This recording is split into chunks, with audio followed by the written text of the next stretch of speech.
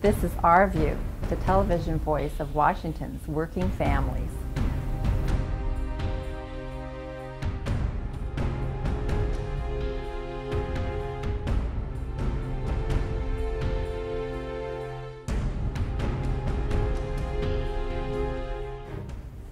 Manufacturing can drive the U.S. economy.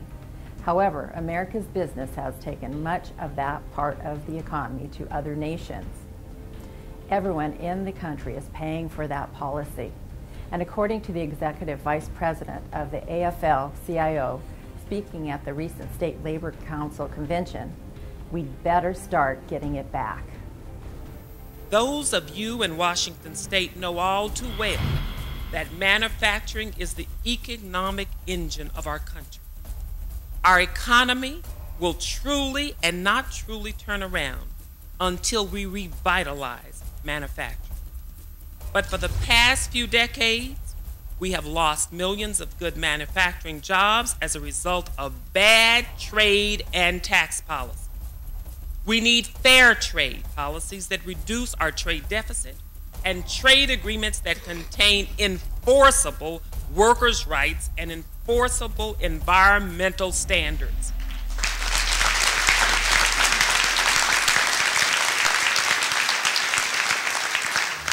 We need to eliminate tax incentives that allow corporations to move production overseas, and we need to punish those that do. We need incentives that help American manufacturers create U.S. jobs and help workers cope with retiree health care and pension costs. We should not apologize nor back down from strong Buy America requirements when our tax dollars are used for rebuilding our infrastructure.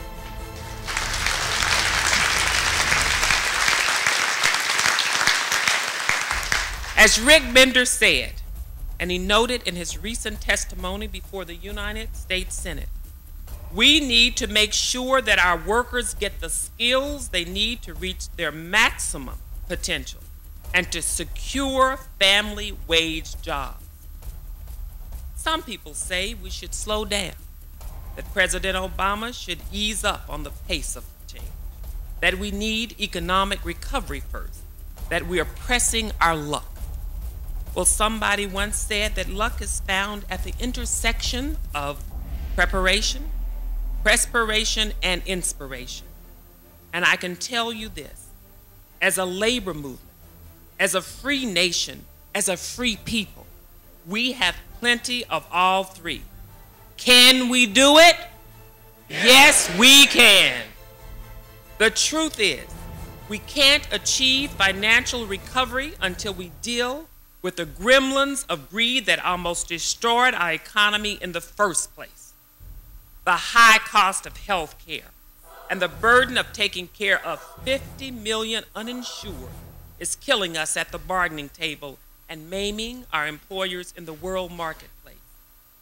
The widest wage and wealth gap of any industrialized nation on earth is turning us into a corrupting influence on the world. And the inability of 60 million Americans to join the unions they want to join is preventing working families from making a full contribution to an economy that thrives on consumer confidence, consumer spending, and a healthy middle class.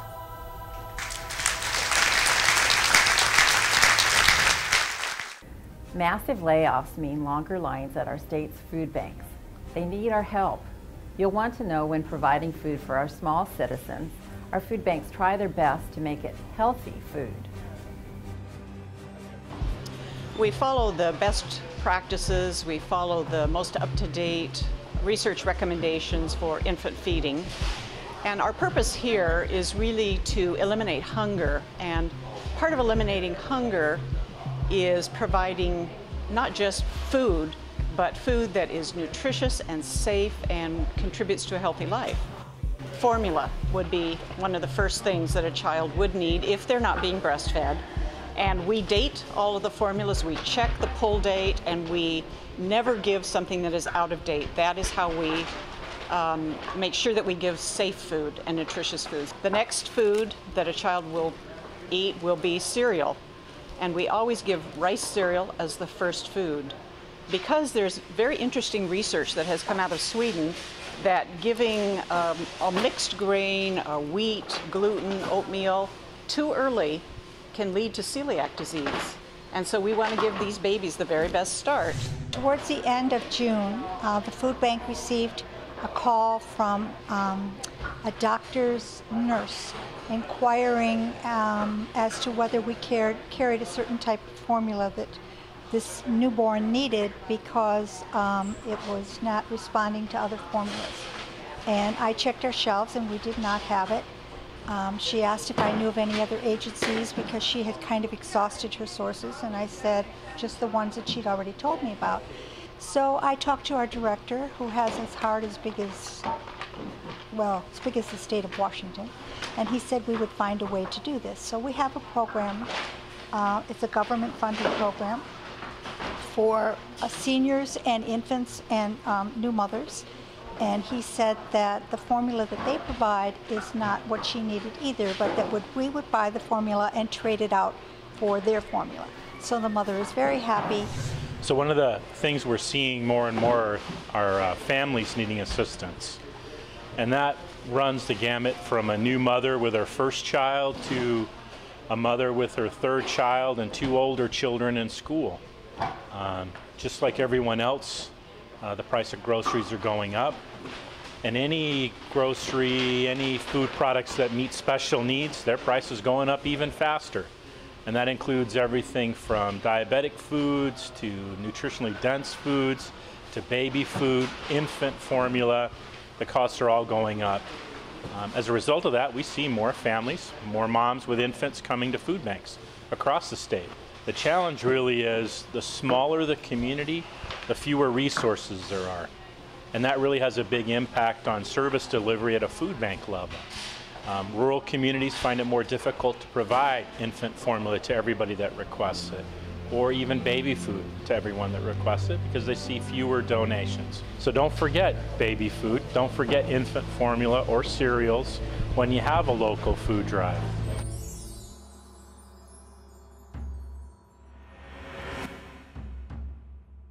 Immigrant workers will go anywhere to find jobs. A large workforce from Thailand has been recruited for agricultural jobs in Israel.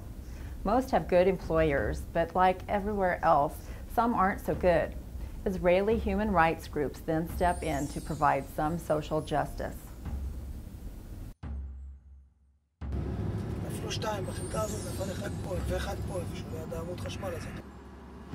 נפל על המבנים האלה פעם אחת של זה של דוד טיפקי, שכן.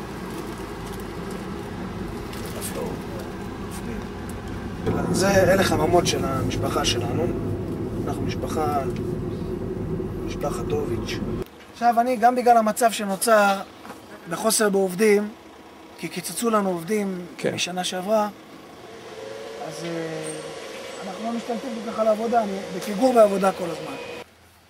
אז אני עובד איתם בפרימיה, כמו פרימיה, זה לא כאילו לא לפי, אני אומר להם 25 שקל לשעה שווה X, אז הם צריכים להספיק.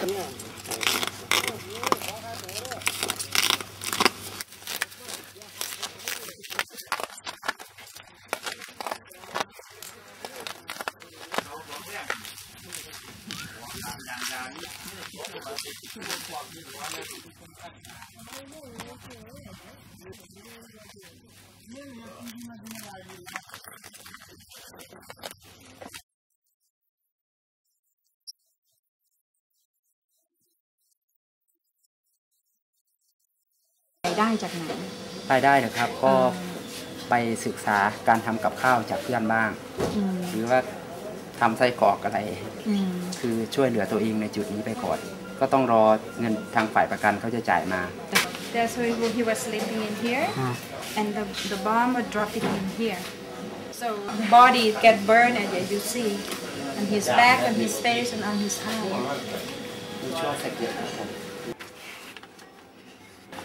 קיבל חודש 2,030 שקל, עוד חודש אחרי זה עוד 2,030 שקל, הוא לא ראה אותו.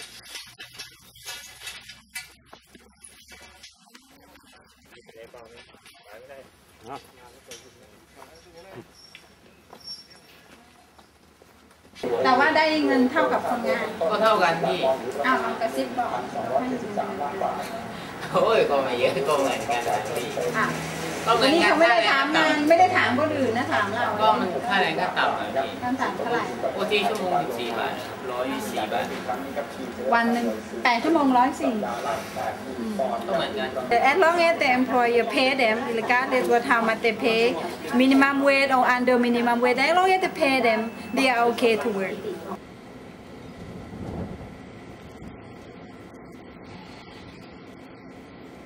Any other questions?